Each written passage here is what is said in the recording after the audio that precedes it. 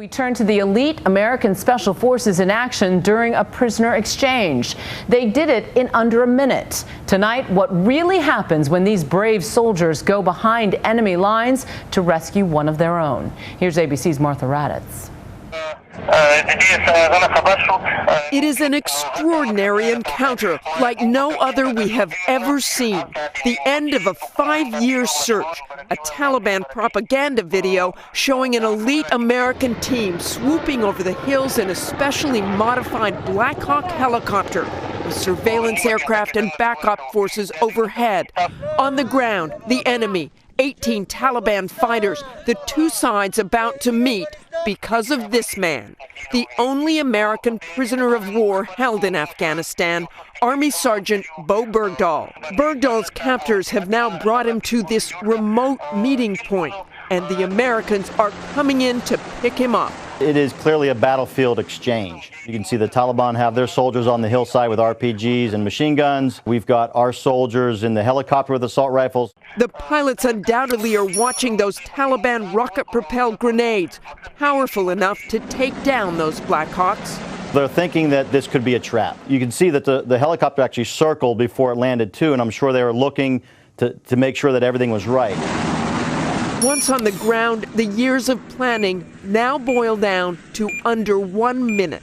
Bergdahl, carrying a bag, is escorted by 2 Taliban across to 3 Americans, dressed in civilian clothes, who quickly approach. They've obviously got some kind of weapon so that if they need to shoot across each other, they're ready to go in case there's an ambush. But the flag and the number of men on each side have been prearranged by both sides as a sign of trust, according to the voice on the video. In these kinds of exchanges, you ask the other side to do a couple of things. You can kind of verify that they're following the plan.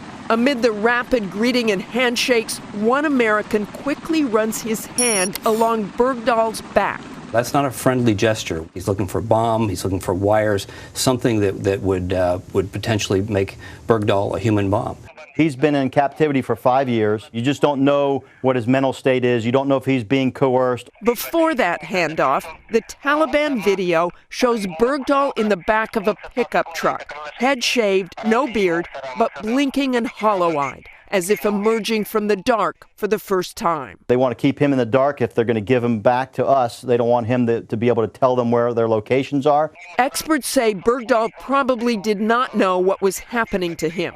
He wouldn't know if he was about to be released or something worse. He could just as easily be thinking at this point, I'm about to get executed on film for the Taliban. Leaning into Bergdahl, one of the Taliban says, "Don't come back to Afghanistan. You will not make it out next time."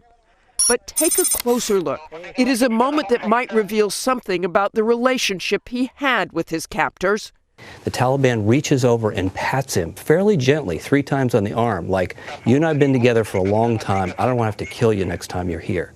Within 25 seconds, his American rescuers are guiding him to the helicopter, one turning to walk with him, the other 2 walking backwards, not wanting to turn their backs on the Taliban until the final moments. They're watching, they're checking their back, and they want to make sure that as they go out, that nothing's going to harm them.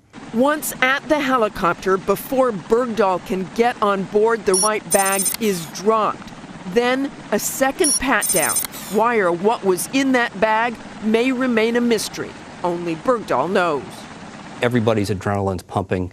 People are nervous. You don't know how this is going to go down. It's been smooth so far. For something to drop and somebody not to notice it could have been just an inadvertent mistake. The video released today will add to the other mysteries surrounding Bergdahl's disappearance. Controversy has swirled since his release over how he was taken into captivity 5 years ago. Senior officials and soldiers who served with Bergdahl tell ABC News he walked away from his base willingly. The Army is preparing an investigation and wants Bergdahl's side of the story as well.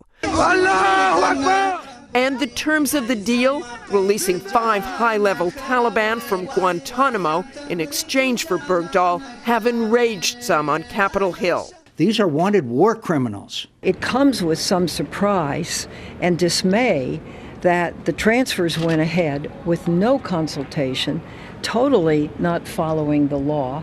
But for others, Bergdahl's release offers hope. I am prisoner of the Taliban. Video today emerged of a couple who disappeared while traveling in Afghanistan nearly 2 years ago. American Caitlin Coleman was 7 months pregnant and traveling with her Canadian husband when they went missing.